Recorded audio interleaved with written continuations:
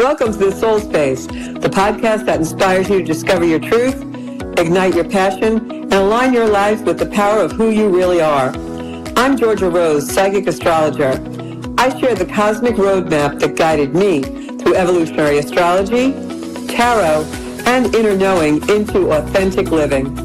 I'm here to help you decode your soul's cosmic story, reconnect with your passion, and create the life you were meant to live. It all starts within, and it all starts now in the Soul Space. Hey everybody, welcome to the Soul Space. I am back. This is the second episode of our new season. Welcome everybody. I hope you're all finding me on YouTube. We're no longer streaming live on social media, Facebook or Instagram or any of those. But if you missed the live show, you know you can always find me on all podcast platforms, Spotify, and we actually are on Roku. You just got to set up the channel and you can watch me everywhere. I'm everywhere. So welcome. I'm going to give everyone a few minutes to get into the soul space. Hey, everybody. And tonight we are going to be talking about heaven and what heaven is to us and how to rediscover our joy. And the reason why I chose that program tonight is because I feel like everything got very heavy in the world. We've been undergoing a lot of transits and a lot of things that have been really challenging us. And I think sometimes we start to grieve a lot. A lot of the last few shows that I've done have been about releasing and grieving. And we really want to make sure that we are still staying in some kind of joy. And we need that good, positive energy to help us manifest. So Rogue is on. Hey, Rogue, how are you doing? First thing I'm going to do tonight, before we get to our cosmic comedy, which we like to do, is something I usually don't do on the show, but I'm going to do tonight. I want you guys, everyone out there watching, and everyone, no matter if you're watching live or if you're going to watch the replay of the show, send some beautiful, loving vibes to a very special group of friends of mine in my astrology group. Rogue is one of them. She's on tonight. And my other very, very good friend, Delia, who we've had on the show, is out there. If you could just send her some really beautiful vibes and also send some to me. My birthday is this Sunday. And so going to have another trip around the sun. Let's make sure that's a good one. So I'm sending all my love out to everyone tonight. And I hope you will send us some of your really great, sparkly, pixie dust. So if you see my hair blowing around the studio, it's because we have fans, because that's just what we do here. So I'm going to go right into our cosmic comedy because we need a good laugh after the last few days of this full moon in Aries. So take it away, Bobby, with our cosmic comedy. It's time for cosmic comedy, where Mercury retrograde is the main character, the lunations are loony, and the stars are a punchline. Matt, I'm dating an Aries, which means she's a natural-born leader. I can also be hot-headed. Let me see your phone. No. Let me see your phone! Okay. You're dating astrology girls now. That's not annoying at all. Matt, I'm dating a Taurus now, which means she enjoys luxury. I'm also quite stubborn. Babe, can you take off your shoes in our apartment? No, I refuse! This is getting weird. Matt, I'm dating a Gemini now, which means she's a quick learner. I'm also two-faced. By the way, I'm cheating on you. You need to stop dating girls based on their zodiac signs. Matt, I'm dating a Cancer now, which means she's empathetic. But I can also be emotional. Stop dating these girls! They're crazy! Matt, I'm dating a Leo now, which means she's charismatic. I'm also self-centered. You better go like and comment my new Instagram post. Stop with the zodiac signs! Matt, I'm dating a Virgo now, which means she's detail-oriented. But I'm also a perfectionist. Oh my god, your hair, it looks awful. This is real! Stop with the zodiac signs! Matt, I'm done dating girls based on zodiac signs. None of it's real. Oh my god, you sound like such a Gemini. There you go. Hope you waited for it. So we have a lot of Gemini energy in right now, too. We've got a lot of Gemini energy. We've got Uranus and Gemini, but not for long. It's headed back to Taurus. And when it goes back to Taurus, expect a little bit of replay in your life from the last 6 years. But it'll be good because this time you're much older and much wiser. So let's jump right in to where's your heaven? What's your heaven? What do you do for joy? How do we rediscover our joy? So I thought a lot about this show, as I usually do, but it's becoming a little more pensive in this full moon in Aries. It's actually a lot of Scorpio energy as well. Mars and Mercury in Scorpio. Mercury just went there today. So today is a day of the things that we've been thinking about. All of a sudden we woke up and we realized I've been thinking about that. And Aries energy is making us move it all forward. So I thought a little more about the show, which I always think about. And I woke up and I said, wow, I'm really thinking about this show tonight. And what I thought about was rediscovering our joy. And even with myself, I know lately I've lost some of my joy. I started to watch media a lot. I started to listen to people who maybe are a little more negative than I am. I started to really get lost a little bit in what's going on in the external world, and it started to drag me down. So I had to ask myself, is this all my energy or does it belong to someone else? And I think that's the first thing when we start to become a little bit heavy, or we start to feel sad, or we start to really get into this negativity where we're joining those negative conversations. I think what happens is we forget to listen to our solo voice, our inner voice, our soul space. And unless we take those natural pauses and we reflect on that, we talked a lot about that in the last show about just contemplation and how important it is to take that pause and the power of the pause. We're going to be talking about that next time too. But unless we do that, we get really caught up in those external voices. And so it's really important for us to be the one that we feel that determines how we live. Because when we get disconnected to that, we get disconnected to our joy. When we're on the path to discovering ourselves and finding our soul space, our authenticity, it's really important to always be asking ourselves, how does this feel? Is this right for me? And discovering what that feels like in our body. And I remember when I was first seeing someone who was a grief therapist, and she was also a psychic medium.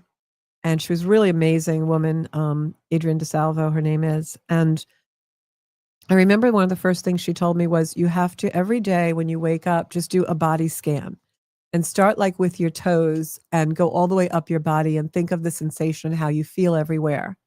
And you'll start to feel your body and really understand how your body responds to things. And it's really important to do that and know those responses, because that's when we know we have joy.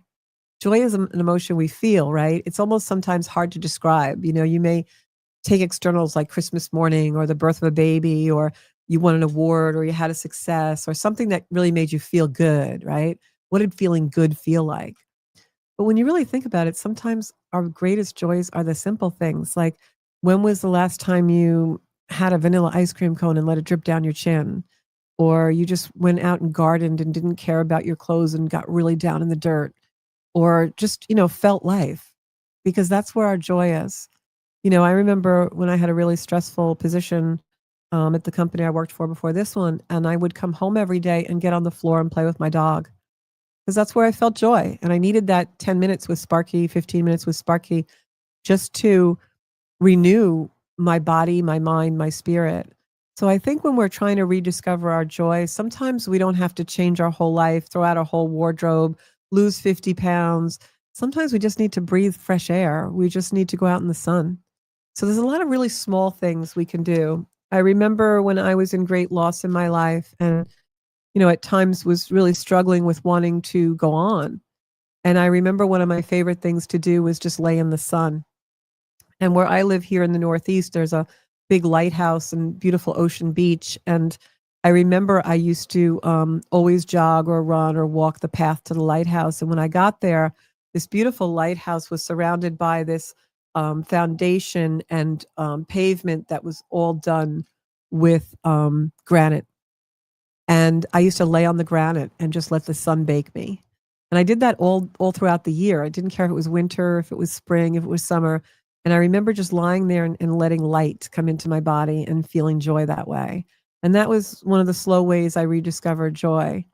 I remember another time when I was really in a very, very bad place in my life as far as grief, really into deep, deep compound grief, had suffered tremendous losses. And I remember eating breakfast one day at the kitchen table and just feeling like, somebody had just turned out the lights in the world. Like there was just, everything went dark. And I remember my dog, who I had just gotten, came in, Sparky, and he brushed against my leg. I felt his fur on my leg, and it brought me back to life. And so that helped me rediscover what it felt like to feel that little bit of joy bubble up in me. And I think because of all the things that have been happening in the world, and even the last 5 years, like beginning with COVID, I think a lot of us have heaviness, and we've had some really heavy transits astrologically too. And we've had cleansings and karmic things happen. And I think we need to get back to that joy. So think about what is joyful to you. Where have you found joy in the past? Because sometimes when we're stuck or we're bored or we're disconnected, it's almost like we can't quite reach joy anymore. And that's because now we've conditioned ourselves in the negative. We've conditioned ourselves in an area where we forgot what joy is like. And it's easier to do that than we think. So I'm going to welcome a few people from tonight. You guys all bring me joy. So welcome Rogue and Sarah and Nancy. I see Trisha's on here and everybody else at home that maybe has not said hi, but I can't see you. I'm glad you're watching. So let's start to rediscover our joy. Let's do this together a little bit tonight and see if we can't awaken something in us to feel lighter, because I am just going to send beautiful violet light and positive energy out to all of you. So let's all just close our eyes for a moment, because even if there's not a lot of people watching live tonight, which there probably is more than I know, if we can just muster up some energy, that energy will attach itself to this time period. And when someone watches the video on replay, they'll feel this, I promise you. So let's just close our eyes for a moment. And everyone just think of a time when you felt completely alive. Like you just felt like your body was electrified. There was joy just bubbling up from that root chakra all the way up to your heart, and throat bubbling up, joy, just smile on your face. And just think about that beautiful feeling of joy.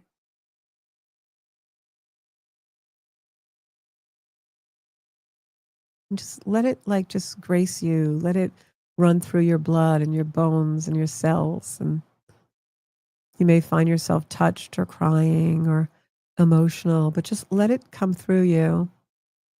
And maybe smile at your heart a little bit and just be grateful for that moment, the moment that you're feeling right now.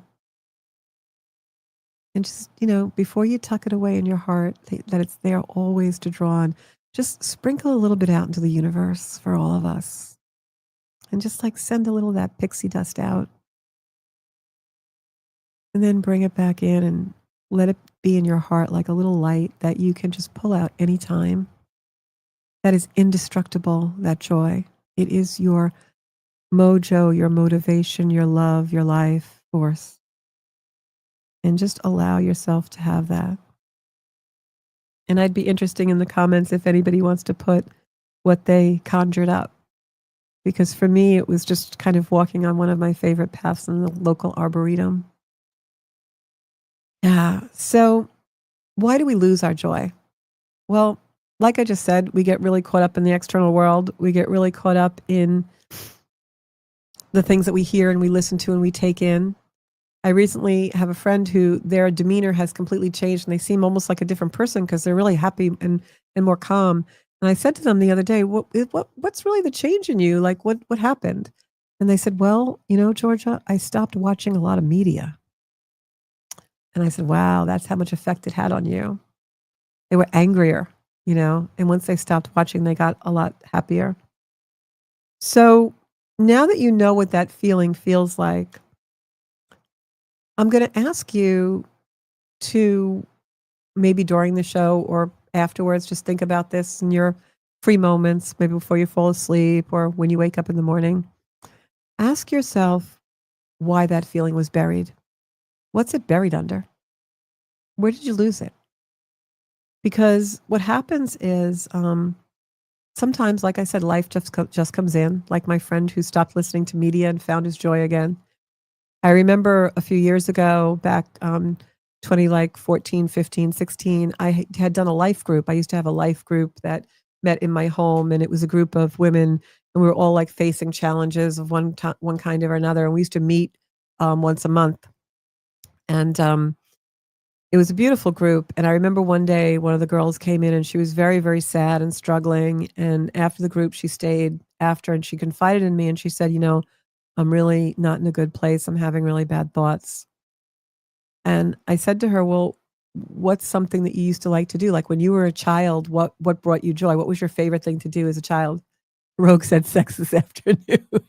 I love you, Rogue. Now I have a visual in the comments. So funny. I love you. So I said to her, like, what did you used to do when you were a kid? That, that feeling of abandoned lightheartedness. And she said, I used to ride a bike. I said, well, tomorrow, instead of, thinking about being unalive, tomorrow, go buy a bike. So the next month she came in. There's a true story, I swear to God. So the next month she came in. And for a while after that day, I was calling her like every afternoon. I'd be like, are you okay? Are you okay? And finally, after like the 5th day, she said, George, you don't need to call me every day. And I was like, all right. So a month later, she comes into the life group and she was like smiling and lighter. And I could tell her Andrew was happy. I said, what happened? What did you do? You're so different. She goes, I took your advice and I bought a bike and I've been bike riding every day and it's the best feeling in the world. So sometimes it just can be a little thing, right? Be joyful. So her joy was, underneath what was happening in her life in the current moment. She was so entrenched in that. It was a breakup that it was just stealing her life force. But once she reminded herself and her soul what joy felt like, she started to slowly come back. So my question for all of you is, what is burying your joy? Has it been a relationship? Has it been an experience you had as a child? Has it been something that you've gone through that recently or a long time ago? But whatever it is, maybe it's not yours. When we are empathic, and I know a lot of you that watch have empathic ability, or you feel like you can feel energy around you, which is the truth. You react to energy. Energy, makes itself known to you, even not consciously. When we are those type of souls and we're open that way, sometimes we take on other people's things. And it doesn't mean that we have to take on like things from our parents and all that stuff. It could even be you have a child who's struggling in school and now you're taking on that karma and that energy. Or maybe you are just, reliving something from childhood, or maybe you have a good friend and every time they call you, it's just complain. And now your joy is getting buried in that. So it's really important to understand why we lose joy so that we're on the alert for it not happening again. So Rogue says, and how close, deep. I can't read that. Wait.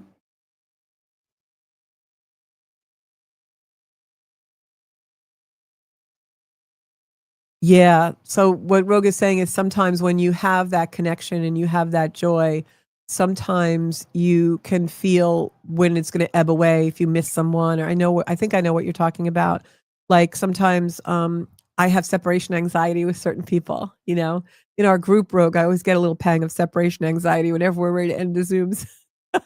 But, I'm just being lighthearted, but it can be really deep, once you've had a connection with someone, if you're used to being by yourself a lot and you're lonely, and then you have a deep connection and then that person goes away, you can really feel that, so it's important in those moments to take care of yourself and bring yourself joy in some way, play a music that you love, dance, get energy moving. We have to move that heavy energy. So our joy gets buried under pain, under responsibility, and also under the emotional assignments that we didn't sign up for.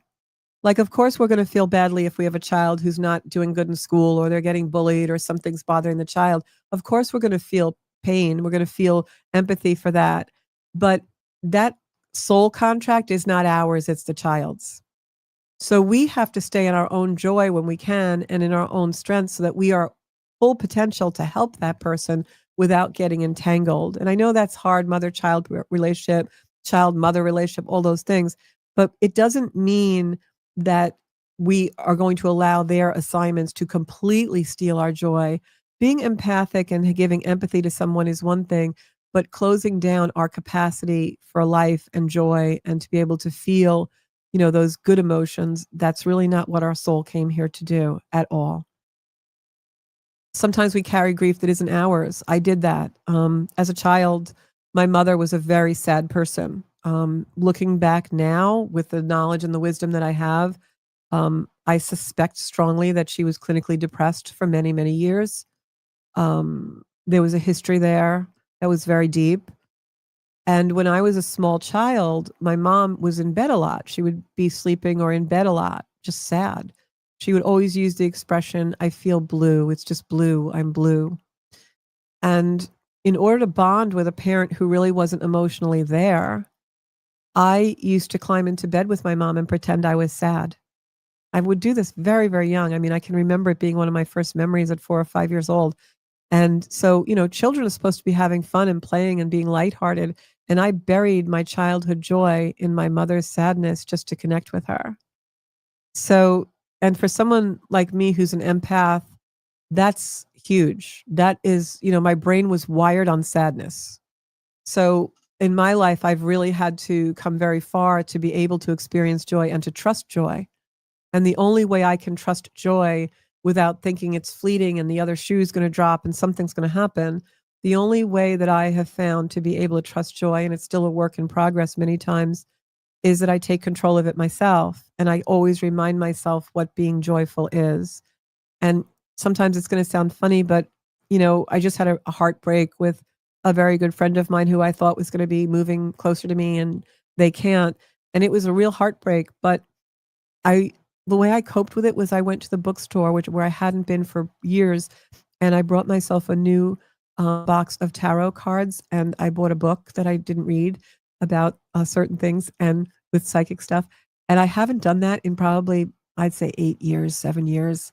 And for some reason, it just popped into my head, oh, you used to feel joy in the bookstore, go there. So somewhere under all that buried sadness and grief, somewhere underneath all that I have buried, the joy was there still and reminded me where to go and what to do. So that's, taking control over your joy. It's really important we do that. Otherwise, we lose ourselves. We lose ourselves so deeply. And slowly we forget what joy feels like. So when we do that, we start living in survival mode. Something happy will happen. We'll be in a place where there's a lot of joy and we can't feel it. We can't experience it. It's buried. One of the things that used to give me so much pleasure was walking by the ocean. And last year, especially towards the end of the year and into the beginning of 2025, I would sometimes do that and go to some of my favorite places like the lighthouse I just described, and I couldn't feel them. I couldn't feel it. I would stare at the ocean and look at this beautiful sky, and I'd be like, well, I know it's beautiful and I'm seeing it. And yes, it's beautiful, but it doesn't resonate with me. I'm not feeling it. And it was because I had allowed my joy to slip away. So think about where you lost your joy and go find it there. It's buried under something. It's just like that high heel that you haven't worn in a few months and you want to wear it to work today and it's buried under the closet stuff. Like your joy is in the closet buried somewhere. You got to find it. So that's why we lose joy. The joy is buried somewhere in there. We all have assignments, all right? And assignments, when I say that, I mean like our soul contracts, the things our soul came here to do. And sometimes those assignments are things that, we have to relive in order to release. But remember, healing is not reliving. Healing is releasing. There's a big difference. So if those memories come up or things come up, especially now with the energy that we're having, I have a great video on my YouTube channel, Mars and Scorpio, and I also just did a video about the Aries full moon. They're both on Zenkuda on YouTube. Give those a watch. Neither one of them are too long. Give those a watch because it will explain to you how a lot of things from the past are coming back now. We just had a South Node eclipse not too long ago, a couple weeks ago. That brought in a lot of, things up from the past. But the universe doesn't do that to traumatize us or make us relive them for no reason. The universe brings that up so that we release. We have to acknowledge something in order to release it. If this yellow buzzer thing was not on the table and I ignored it and I never saw it, I can't release it. I can't throw it into the other room and get rid of it. I have to realize it's making itself known. I have to realize it's here in order to release it. That's the energy of our trauma, our bad experiences, our grief. So one of the things that you can do when you want to do that emotional release is talking about it to someone. I suggested on the show a while back, just like finding someone you really trust and talking about, your experience and what happened to you. Not so that they can fix it or do anything other than just hug you for a while and say, I'm sorry that happened to you. You can also give yourself a mantra saying, I don't need to carry this anymore. I don't need to carry this anymore. This isn't mine. One of the most transformative parts of my healing happened probably about 10 years ago. I woke up one morning and I realized I was completely reliving my mom's life, and I was completely reliving her karma, her assignments, and had taken them on and buried my own path under that. And I had to do a lot of really deep healing work to get out from under because my joy was really buried. So, hey, Liz, how are you doing? I hope you're doing good. I am sorry I didn't call you back last week. I was traveling, and then I was on a special project from work. Joanne is on also. Hey, Joanne. She says she finally turned on her computer so she can say hello. Her joy is seeing friends from the past she'd not seen in a long time and lessons from me. She's unable to leave a comment. So welcome, Joanne. I'm glad to see you on. So we've all got those things, right? We've all got those like things that we bury our grief under. The other thing you can do also is remember when you say to yourself, I'm done with this. I don't need to carry this anymore. Your soul knows what it came here to do. I do a lot of readings, a lot of this, a lot of that. And everyone always says, I don't really know my path. I don't know what my soul came here for. The answer's in the silence. The answer's in sitting with yourself. Your soul does know. It may not have come up to the surface, your consciousness, but everyone has a soul space and everyone's soul knows what it came here to do. And if you listen really, really closely and you really, really go deep, it's right there. So ask yourself, am I done with this? Do I have a need to carry this? Because sometimes we're keeping it as a defense mechanism. We don't really want to know the truth, so we bury it in grief. Write down the emotional patterns you inherited. If you're suspecting that something isn't really your grief or your assignment, write down the patterns. One of my patterns, strangely enough, looking back now, it was so obvious, but couldn't see it for like 40 some odd years of my life. Whenever anything bad happened or I had shocking news or I had a bad day in general, my automatic is to go home, put my pajamas on and just get in bed and be sad. That not anymore, but that's what it used to be. And laying in bed and wallowing in stuff, was always my pattern. I wouldn't care if it was 2:00 in the afternoon. I was coming home, those PJs were going on, I was in bed. And would go into this place that was no good, wallow in it. All the Scorpio planets were coming out of me. And I realized when I woke up and understood that I was taking on my mother's assignment, my mom's karma, I was like, oh my God, I used to do this when I was a little kid. Since I'm 5 years old, I've been getting in bed whenever something happens. I get a splinter in my finger, I got to go to bed. So think about, where is your grief buried in and what are your emotional patterns? Because you inherited them most likely. And then when you kind of figure out what those are, then ask yourself, do these serve me now? It really didn't serve me to just go home and go to bed. A lot of things I could have been doing, and when I started not to do that and I started to take walks on the beach, I started to jog to the lighthouse, I started to walk around the lake by my house, I started to ride my bike or listen to beautiful music or write in my journal or all things I like to do. You guys probably have a million things. Maybe you want to go play pickleball or water ski or, climb a mountain. I don't know, but whatever it is, if it gives you joy, that would probably be a better emotional pattern to get into. And then a lot of times people will say, regarding if it's your pain or someone else's, what your joy is hidden under, the old adage, you can ask yourself, is this mine? Another personal story, I remember when I was going through my divorce, it was hellacious. And 2 years finally got my decree. And I had to go to a meeting of a large social club that my ex-husband was very prominent in because I was asking them for funding. I was doing a hospital project that my club was doing, and his club was like a sister club to my club. And so I had to go and do a little speech and get money for this project I was doing in a local children's ward. And I had to speak. And, when I walked in, I knew everyone there and they were all really nice to me and welcomed me with open arms. And I went up and I gave my speech. And then I sat down because it was like a dinner. And I could see him from across the room. He kept looking over at me and looking over at me. And we really hadn't spoken at this point. The divorce was very fresh. And I just felt for the first time, nothing. And I was like, wow, I'm in neutral. This is like the best thing that ever could have happened. I don't have hatred. I don't have love. I'm just neutral. And at the end of the evening, he came over and he hugged me because he's a bit of a covert narcissist, and my opinion, which I'm entitled to. And he hugged me and pretended like to be so loving and generous, and even though he wasn't for 2 years. And I'm not bitter, I'm just saying the truth. And so he mentioned something, and it was very, because I know him, it was very sarcastic. And it was meant to try and diminish me. And I literally felt this ball of energy well up inside me. And when it hit my heart, it popped out of my chest and just like went back to him, almost like I threw the energy back on him. And I turned around and I walked away and I got in my car and I drove home. And I realized that I had given him back everything that was no longer mine. Every guilt, every punishment, every, nastiness, every abandonment. I had thrown the energy all back on him. And that was the day that I really started to heal from that particular experience and that marriage. And it was a beautiful feeling because I literally was in neutral because the energy just came off me. And so that's a great visualization.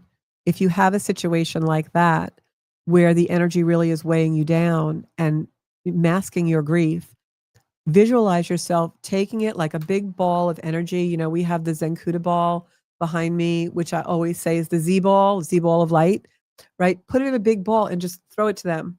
And it's theirs now, not to harm them, not to wish them negative, just to give them back their own assignment, because it's not your assignment. It's their homework. It's their earth school work. And so now let's get back into more exercises about getting that joy back, because I gave you all where to find where it's buried and all that stuff. So you're going to take your joy back the way I did it anyway, was not in like big, grand, like big gestures, but in micro moments, like the dog's fur touching my leg, laying by the lighthouse and feeling the sun on me. I went out and bought a sketchbook, and I am by no means an artist. I'm like the stick person people, And I went out and bought a sketchbook and I started sketching with colored pencils. And I just, no one will ever see it really, probably. Maybe they will. I don't know. Maybe I'll put them in a book one day. But that brought me joy because it was a way to express. So not in giant leaps, but just in micro movements, because joy is a muscle. It really is. It's a muscle that we have to flex. And if we haven't flexed it in a while, we forget how to be joyful. I know my producer, Bobby, likes to go to church once a week. And I love that. He is so faithful. And I know that he finds his joy there. God is joyful if we allow him into our hearts. So, start some kind of a ritual for joy, something that you do weekly that is your joy, something that you give yourself, and you're teaching yourself how to receive and allow joy and trust joy because you're creating it on a regular basis and you're flexing that muscle. It's like going to the gym, only you're going to the joy gym. And, step outside and just feel the sun, dance around the house for 3 minutes. If you have an Alexa, set her and say, Alexa, play dance music for 5 minutes or 3 minutes and just dance. When we move energy, we cannot be sad. Start a joy jar. I have a jar in my home, which was actually my mom's cookie jar. She loved it. It's hand-blown clear cookie jar, amber-colored cookie jar with a cork top. And every time I go someplace special, I have a special dinner at a restaurant, or I have people over to my home for dinner, I take the wine corks and I write the names of who the night and the date was with them. And I have a big jar filled with corks of beautiful, wonderful connections and times together. And sometimes when I'm sad, I spill it on the table and I look at all the corks and I remember all those times, and there's energy of joy in that. I even have a cork in there from the champagne bottle that was opened in the back of the limousine on my wedding day. And I leave it in there because that was a joyful moment. I can still feel that moment bubble up, that beautiful expansion of love and the people around me that day. It doesn't matter what happened after that. It's just, I remember that day. There's corks in there from beautiful dinners that I had at my house, birthdays and celebrations and housewarmings and Christmases and, and just Saturday afternoons that were rainy, and it's just beautiful, beautiful times. So start that joy jar, put little messages in it or little notes, or maybe it's just a joy journal. That's a really cool thing to do. Every day, like think about what made you smile. You may need those memories someday. And when we do that, you're going to watch how heaven begins to build. For me, just talking about those things is making the energy in the studio feel lighter, so it's really cool. So I want to get back to like me, the story of me as the little girl who used to get in bed sad with her mom and that kind of thing. Those things are conditioning. And that's why I asked you guys to think about, what your emotional patterns are when you feel sadness or you feel neglect or you feel negative emotions. What are your emotional patterns? Because those are your parental controls or whoever. I hate to say it, but our brains are formed as children, right? We're wired by the people who are our parental units. Not to blame anyone's parents, we're all got our soul contracts, we have our assignments. But the way we emotionally process things oftentimes is the parental programming. So ask yourself those emotional patterns that you have, a lot of times we default to them and we'll say things like, oh, this is just who I am. When I get upset, I do blankety blank. Well, is that really authentic to you? Is that really what you need? Is that serving you? Or is that just your default defense complex thing that you're running? So ask yourself in regards to those emotional patterns, is this my authentic script? Or is this script written by somebody else and I'm just in the story now? Because we're at a time now up until the end of this year and into the first half of 2026 where the stories are all getting rewritten, guys. It's like that old song, we're not going to take it. The stories are all getting rewritten. So we got to find our joy, and we have to write the way we find our joy based on our authentic soul space, not someone else's. And we also have to rewrite those emotional responses that we have to grief, to sadness, to loss, and make sure those scripts are our authentic emotional responses. Because we've been so surrounded by media and patriarchal society and parental ways that we grow up and conditioning, cultural, religious, every way, that we're taught how to handle our emotional patterns. And they may not be authentic. So ask yourself, is this my script? Your soul's assignment should feel light. It should feel expansive. The things that we do to emotionally process or handle loss should lead us to joy. It's the process of releasing things, processing them, just like we process our food and we take the nutrients out of it and then we let it go. We get rid of the waste, right? We eliminate, we release. That's the same thing with processing emotions. So make sure the way you're processing is yours and right for you, not something that someone else told you how to process something. Because if you're using someone else's script to process your emotions, that's probably why you feel stuck. You feel like you can't get out of, depression, sadness, neglect, hunger, detriment, deprivation, because you're not processing your emotional distresses, your grief, all those things. You're not processing the way that your soul came here to do it. So it's stuck. But when you listen to your soul in those moments of joy and you find that joy, then when you go to process those things, the soul is seeking joy. The soul is seeking the expansion of love. So through the process of those negative emotions, it will find that like a heat-seeking missile. It will find that. But if it's laying under layers and layers of conditioning, including how to process your emotions, it can't find it because your brain and your ego is battling that. So you'll know if you're in the right process if you find yourself feeling nurtured and healed during your sadness, during your grief. If you're starting to feel like, okay, I'm feeling this, but I know it's not forever. I'm feeling this, but it's not overwhelming. Then you know that your parental programming or the programming that you've been using to process your grief is better. You're getting better. But if you're feeling heavy and it feels overwhelming and you feel like this will never end, it's never going to get better, I don't know what to do, I'm really in a crisis situation here, I don't know what's wrong with me. If that's your inner dialogue, then you're processing based on someone else's script and you're stuck. So here are your questions to ask yourself.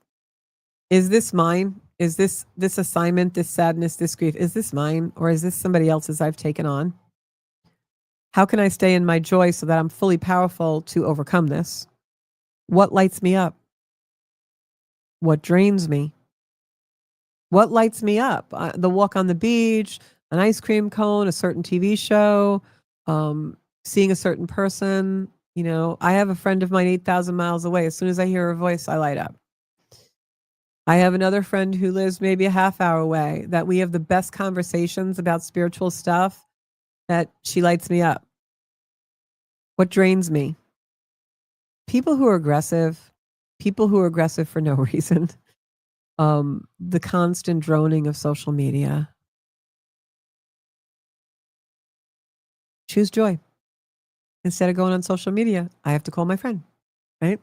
So it seems simple, but those are the little ways we flex the joy muscle. And then affirm, I'm allowed to choose joy over duty, over what someone else told me I had to be, over what someone else told me was the correct way to process things. You know, there's this old cliche that everyone talks about that says, everyone processes grief differently. Do they even know what they're talking about? Do they know what that means? Yes, that's true. But this is why. Because we're all processing differently, because we're looking for the way our soul wants to process. And we're not getting there because we're trying to process through everything that we were taught instead of what we're really feeling. I was taught to go to bed, pull the covers up over your head, pretend it didn't really happen. You ain't never releasing anything that way. You're not ever getting over anything that way. So in closing, ask yourself, what's your heaven? What is it? Write it down. Tell me about it. You can DM me. You can email me direct. What's your heaven? You know, where's your peace? Remember, I said peace is intentional. I said that on the last show. But whatever it is, I guarantee you, your heaven is waiting for you. Your joy is waiting for you. We have just buried it under a lot of stuff. And it's time for us to know that it's waiting for us. We don't have to earn it. We just have to remember what it feels like. We just have to remember. Do that little exercise tomorrow morning when you wake up. Close your eyes. When was the last time you felt joy, or when was the most joy you felt? You just have to remember it. So thank you for listening. Thank you for getting this far and tuning in. Please share the show if you think it'll resonate with someone. Please subscribe to my YouTube channel, Zenkuda. My social media, Zenkuda Soul Space, Zenkuda Official on Instagram. And also, if you want to dig deeper into your soul space and get some clarity, please book a reading at zenkuda.com. I will be back here in the soul space very soon. And remember, joy is your birthright. Let's feel it together. Bye-bye, guys.